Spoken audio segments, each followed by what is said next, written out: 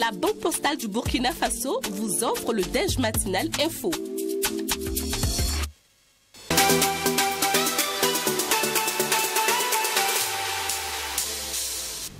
Le Déj Info reçoit pour vous aujourd'hui le syndicat national des professeurs d'école SINAPEC.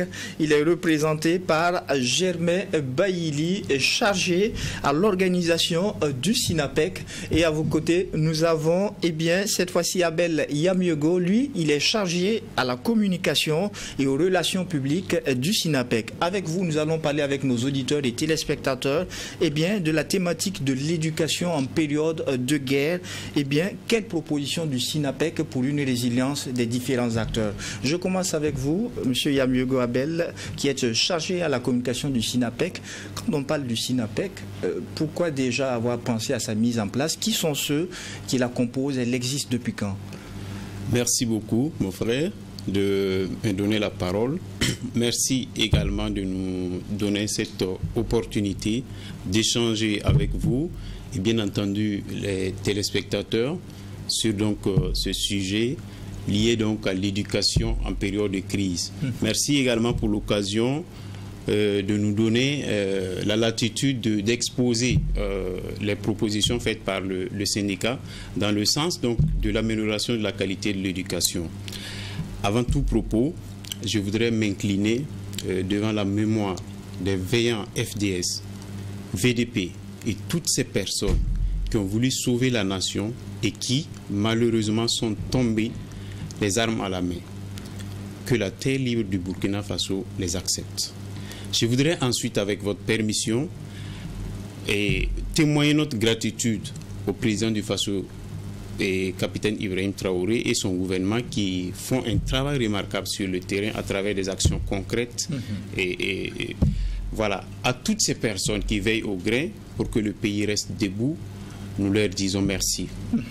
Alors, pour revenir à la question, il faut dire que le SINAPEC existe depuis 2019. Et au départ, c'était le SINIA-CCB qui a été converti au nom du SINAPEC. Voilà. Et nous avons un bureau national issu d'un congrès extraordinaire depuis décembre 2023. Et donc, nous sommes au nombre de 12 au sein du bureau national. D'accord. C'est donc une structure qui, on le sait, vient s'ajouter à d'autres structures en charge des questions de l'éducation qui existaient déjà. Pourquoi une structure en plus? C'est aussi cette question qui revient quand on est en face des acteurs de l'éducation. Pourquoi ne pas se mettre ensemble? Quelle est la plus-value? Très bien, c'est une très bonne question et il faut dire que le SINAPEC ne fait pas partie de la coalition des syndicats qu'on appelle CNSE. Il y a eu une fusion de la coordination des syndicats de l'éducation. Nous ne sommes pas membres, c'est dire que nous sommes autonomes. Mais comme on le dit souvent, l'union fait la force. Nous sommes en train d'échanger avec d'autres structures syndicales pour voir dans quelle mesure on peut faire une autre fusion parce qu'il y a eu la scission du ministère. Vous le savez très bien. Voilà, donc nous pensons que l'union va nous donner une force. Alors, je me tourne vers vous, Germain Baïli. On parle du SINAPEC. Quelle est la particularité du SINAPEC et quelles sont ses missions? Merci beaucoup, frère Kaboré. J'allais abonder dans le même sens que mon frère. Il faut dire quand même qu'au Burkina Faso, nous sommes fiers d'être au Burkinabé actuellement. Parce qu'on constate que quand même le pays est en train de reprendre son nom d'antan, le nom donné par le capitaine Thomas Sankara. Alors, par rapport à la question que vous venez de dire, de poser tantôt, le SINAPEC, la particularité, c'est de lutter, faire des propositions pour le bien-être du monde éducatif. Et c'est surtout les acteurs de terrain, les enseignants en classe, parce que le SINAPEC, c'est uniquement les praticiens. Donc, notre mission, c'est non seulement lutter pour le bien-être des enseignants et aussi des élèves. Voilà la mission première du SINAPEC. D'accord. On parle de l'éducation en période de crise. Déjà, question à vous adresser. Quel est l'impact de la situation sécuritaire que nous vivons sur l'éducation? L'impact, ce n'est pas simple. Je crois que c'est tout ça qui nous a conduit à faire des propositions aux plus hautes autorités de l'État. Parce que aujourd'hui, l'enseignant, les milieux les plus reculés, on trouvera toujours un enseignant. C'est le premier fonctionnaire de l'État burkinabé qu'on trouve dans les milieux les plus reculés. Et dès que cette situation est arrivée, nous avons perdu le plus lourd tribut après les FDS et les VDP. Et le plus souvent, on est devant les faits accomplis. Un enseignant a été abattu froidement, sans armes. Voilà pourquoi nous avons décidé de faire une plateforme minimale de revendications que nous avons soumise à l'autorité du ministère. Et nous avons demandé en même temps une audience pour expliquer cela. Bon, il n'y a pas eu de suite. Et voilà pourquoi nous sommes allés en conférence de presse pour donner de la voix, pour qu'on puisse nous écouter. Le SYNAPEC, c'est quoi? En fait, nous ne sommes pas venus dans le monde du syndicalisme pour faire du syndicalisme comme les autres. Il faut faire l'autre façon de faire du syndicalisme. Quand c'est bon, on a le courage, on est bien posé pour vraiment dire merci à l'autorité et féliciter. C'est ce qui est fait par la plupart des syndicats de l'éducation, la CNSE le fait également, la FSINTER également. Exactement. Exactement. Mais quand c'est pas bon également, ben écoute, il faut on ne peut pas dire c'est pas bon. C'est bon, mais on peut faire mieux. Voilà pourquoi nous venons avec des propositions. Il ne faut pas se limiter à critiquer. Il faut dire, qu'est-ce que tu dis en lieu et place de la critique. Voilà. Alors, Abel Yamyugo, quand on écoute le point qu'il fait par rapport à l'impact même de la situation sécuritaire sur l'éducation, eh bien, ce qui revient, c'est que c'est tout de même une situation assez difficile que traversent la plupart des enseignants. Et vous, au niveau du SYNAPEC, en guise de solution, parmi vos solutions, vous proposez la création d'un corps spécial de professeurs, un corps spécial d'enseignants. De quoi est-ce qu'il s'agit exactement? Merci pour la question très pertinente. Mais je voudrais revenir sur l'impact dont vous avez fait cas. Très rapidement. Et voilà, très rapidement, il faut dire que l'impact est à plusieurs niveaux. Voilà, vous savez que les enseignants ont subi. Et là, il faut une prise en charge psychologique des enseignants. C'est une partie que les gens oublient, mais qui est très essentielle. Quand vous voyez les gens qui sont dans les zones rouges, après quand ils quittent les zones rouges, vous voyez qu'ils ont des agissements un peu extra. Donc il faut prendre en charge ces gens-là. Quand vous dites des agissements un peu extra, est-ce que vous avez des cas de collègues Bien sûr, il y en a des situations justement. Il y a des gens qui sont un peu qui ont piqué la folie. Voilà, il y a des gens qui sont des enseignants qui sont déréglés. Voilà, il y a des gens, de par leur agissement, tu sais que ça ne va pas. Et donc, il faut disponibiliser des psychologues au niveau des régions, pourquoi pas des provinces, pour prendre en charge ces derniers-là. Et pour les élèves aussi, c'est le même cas. Et donc, il faut travailler à résoudre ce problème. Est-ce que vous voyez? Voilà. Maintenant, pour revenir donc à ce que vous rappelez-moi la question. Oui, la question, c'est que vous proposez parmi les pistes de solutions que l'on mette en place un corps spécial de professeurs, un corps spécial d'enseignants. De quoi est-ce qu'il s'agit concrètement? Concrètement, c'est quoi? C'est dire, vous voyez que dans les zones rouges, c'est difficile de servir. Alors, l'enseignant à MENU rencontre des difficultés. C'est là que nous proposons au gouvernement de recruter les enseignants, de les former militairement en les dotant de matériel militaire qui servira donc de défense. Ces matériels, ça veut dire qu'en situation de crise, s'il y a un problème, ils peuvent utiliser les armes pour se défendre. Voilà, ça ne sera pas comme quelqu'un à MENU. Voilà, vous voyez l'incidence. Donc c'est pourquoi nous avons demandé à ce qu'on crée ce corps-là et pour servir dans les zones à fort défi sécuritaire. Bien entendu, avec une prime, vous savez que ce n'est pas facile. Il faut accompagner, il faut motiver. Voilà un peu l'enjeu. Alors, je repose la question à vous, Baïli. Quand on propose la création d'un corps spécial d'enseignants, on a tous souvenir de ce qu'il y a eu le recrutement des VDP. Aujourd'hui, il y a des VDP qui, à la base, étaient des enseignants. Est-ce que vous avez souscrit à cette démarche du gouvernement à l'époque? Oui. Et la preuve, c'est que notre secrétaire général, fondateur du SYNAPEC, il est VDP Et aujourd'hui, il est au niveau de l'armée.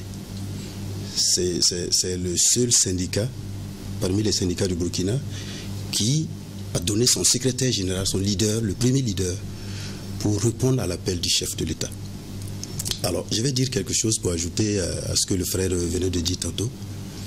Et nous avons écouté entre-temps, nous avons suivi sur les réseaux et les informations à la télé qu'il y a eu des gendarmes, enfin des FDS qui avaient une formation en éducation, qui étaient obligés de rentrer dans les classes pour donner cours aux élèves parce que les anciens étaient partis. Les anciens sont partis pourquoi? Parce qu'ils ne peuvent pas défendre. Alors, dans le recrutement des VDP, je vous rappelle que il y a plein d'enseignants et plein de militants de SINAPEC qui sont des VDP.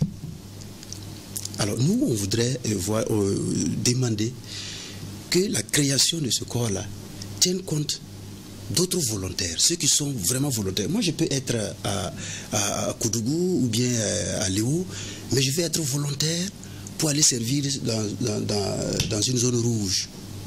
Mais qu'on me recycle, qu'on me permette de manier l'arme pour pouvoir me défendre en cas de cas. Mais en ce moment, je fais les deux boulots.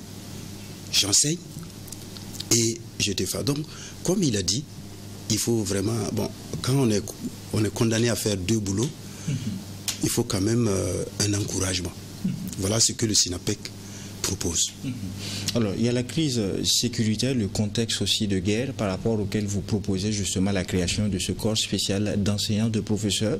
Et une autre réalité, quand on regarde votre sortie médiatique qui s'est tenue le week-end dernier, c'est que vous en voulez également à cette interdiction de redoublement au niveau du primaire. Expliquez-nous les désagréments qu'il y a à ce niveau-là. On veut comprendre également.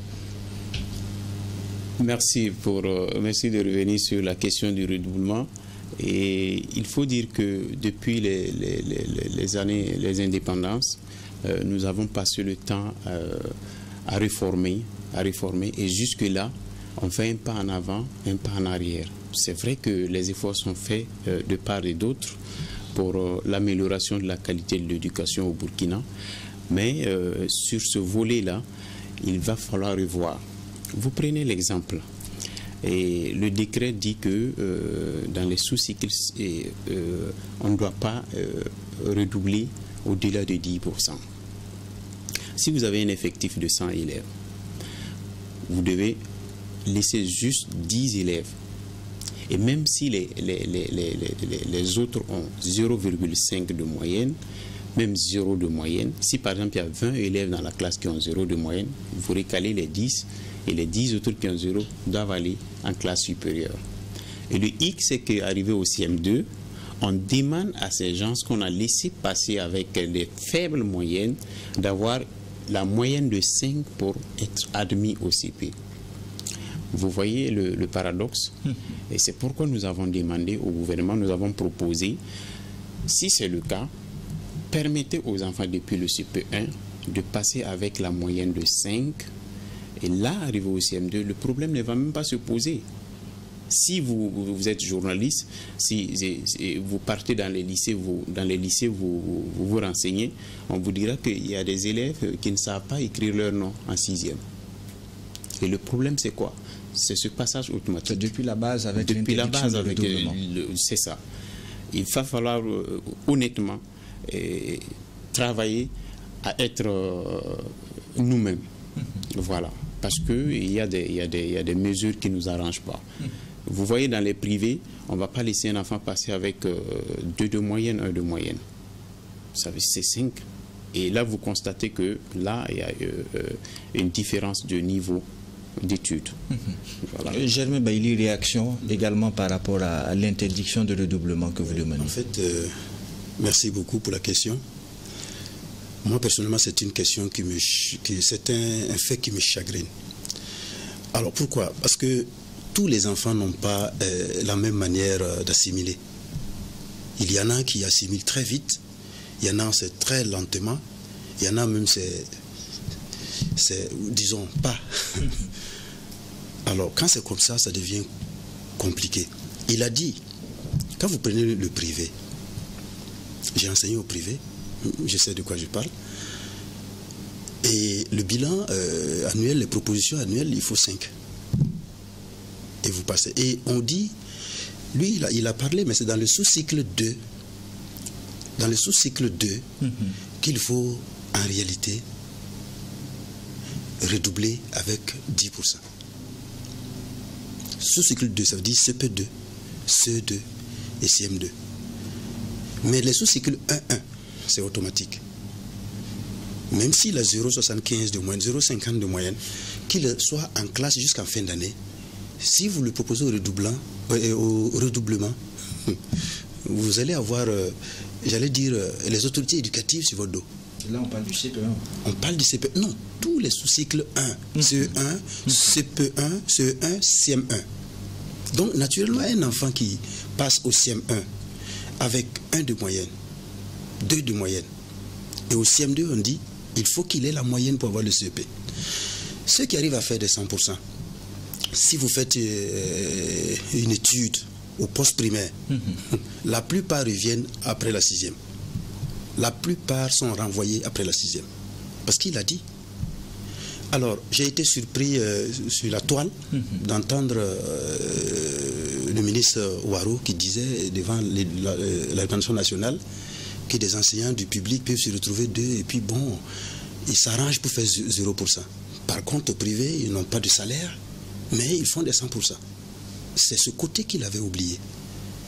On nous a condamnés à faire passer automatiquement. Ben, on a fait.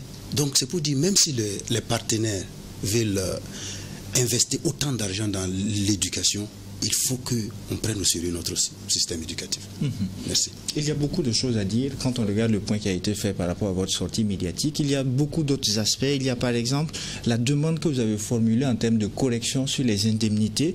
Il y a aussi les dotations en ressources humaines et aussi de matériel, l'organisation de formation. À vous suivre un peu, on a tout de même l'impression que tout est peint en noir dans notre système éducatif actuellement. Est-ce que je me trompe?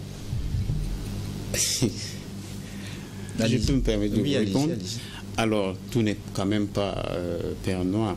Il y a donc des progressions, il y a des efforts qui sont faits. À quel niveau? Parce qu'on se doit aussi de saluer lorsqu'il y a des progressions. À quel niveau est-ce que vous estimez qu'il y a tout de même des progressions? Bon, si quand même le ministère arrive à tenir la rentrée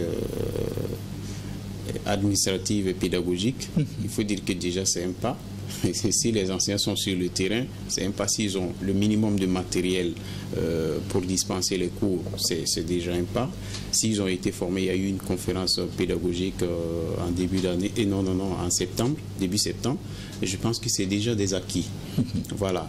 Mais il y a tellement de défis à relever au ministère que, voilà, il faut souvent donc tirer la sonnette d'alarme. Voilà. Alors, autre aspect aussi, vous demandez à ce que, au niveau des concours professionnels, le niveau d'âge soit renvoyé à 57 ans. Expliquez-nous pourquoi, Bayili. Effectivement, ce côté-là, bon, nous avons trouvé que c'était un peu injuste. La réalité, c'est que moi, je suis instituteur certifié. On m'appelle maintenant professeur certifié. Non, professeur d'école. Je ne suis plus certifié parce que le terme instituteur est tombé. Je suis devenu professeur. Alors, tous ceux qui étaient, j'allais dire, instituteurs certifiés, devaient concourir pour une autre certification encore. Et donc, ils devaient avoir double certificat. Donc, c'est eux qu'on appelle ceux qui ont le CESAP. Alors, maintenant, il faut concourir à l'âge de 47 ans pour nous. Mais, alors que les autres, ceux qui sont juste devant nous, les ex-instituteurs principaux, qui étaient en A3, le corps qui était en extinction, qu'on a ramené d'autres, qu'on nous a ramenés, et les CPI, conseillers pédagogiques itinérants, qui étaient en A2, et on leur a donné donc l'opportunité de concourir. Et je sais, c'est un concours. Et maintenant, à l'âge de 55 ans. 55. Toujours dans le même ministère. Alors que vous êtes limité à 47. Et nous sommes limités à 47 ans. Bon, vraiment. Et même si on ne parlait pas, quelqu'un devait avoir quand même, je vais dire, le courage, ou bien le courage de dénoncer cela. Il ne faut pas attendre qu'un syndicat parle de ça quand même. Nous sommes malheureusement pris par le temps. Toute dernière réaction pour vous également, Yamego. Je vais juste renchérir à ce qu'il est en train de dire. C'est pour dire que l'arrêté, le décret de 2020-0245 portant statut particulier a été mal négocié. Vous savez, il a été relu et il a besoin de relecture parce qu'il y a tellement d'insuffisances. Et c'est ce décret-là qui nous a créé tous les problèmes que nous vivons aujourd'hui. Voilà, ce qu'il a dit tantôt est juste, parce que quand vous êtes dans un même ministère et qu'il y a des corps qui sont des super corps, là ça pose problème. Ah non, l'expression super corps, il n'a nullement été dit super corps à quelque part. Les corps s'équivalent, elles sont traitées de la même façon par l'autorité. Je parle en matière de droit. Quand on prend tous les agents publics, ils sont égaux en matière de droit, ils jouissent des mêmes droits. Et voilà. Et si on a permis à un corps par, je sais pas, par dérogation d'aller jusqu'à 55 ans, pourquoi ne pas permettre à tous les corps? Parce qu'il s'agit là d'un examen et pas d'un concours. Et l'examen même, il ne devait même pas avoir une limite d'âge. Tu pars, tu fais ton examen quand tu veux. Même à 2 ans de l'arrêté, si le temps te permet de faire la formation et de revenir sur le terrain, moi je pense qu'il n'y a pas de problème. Voilà un peu. Il y a beaucoup de choses à dire sur l'éducation en période de crise, beaucoup justement. Quand on regarde aussi les formulations, les recommandations que vous avez données, il y a beaucoup de choses à prendre en compte, mais il y a aussi des démarches à entreprendre auprès de l'autorité compétente, votre ministère de tutelle. Nous espérons que vous avez eu oreille attentive à travers le DEJ Info de True TV et Watt FM. Et je vous dis merci d'avoir accepté justement cette invitation. Je rappelle aux auditeurs et téléspectateurs que nous avions eu Abel Yamego, chargé à la communication et aux relations publiques du SINAPEC. Et à vos côtés, nous avions eu Germain Baïli, qui est chargé à l'organisation et à l'information du SINAPEC. Merci à vous. C'est nous qui vous remercions. Également, merci à vous, auditeurs et téléspectateurs. C'est tout. Ainsi s'achève ce 2e numéro du DEJ Matinal Info de True TV et Watt FM. En attendant de vous retrouver, Dieu voulant, demain pour un autre numéro, eh bien, non seulement portez-vous bien, mais aussi et surtout que Dieu bénisse le Burkina Faso.